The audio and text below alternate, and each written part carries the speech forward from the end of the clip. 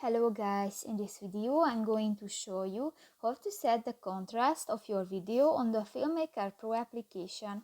But first of all, I just want to mention, please don't forget to subscribe to our channel because at 100,000 subscribers we are going to show you our YouTube revenue statistics and growth strategy how to make money online. So let's jump into it. First of all, open the application on your device. Tap to the New Project button at the upper side of the screen and go to the plus icon at the lower left corner. Select a video from your device and tap to the video clip. New, go to the adjust section next to the Cam Barnes option and click to the second option, the contrast, at the bottom of the screen.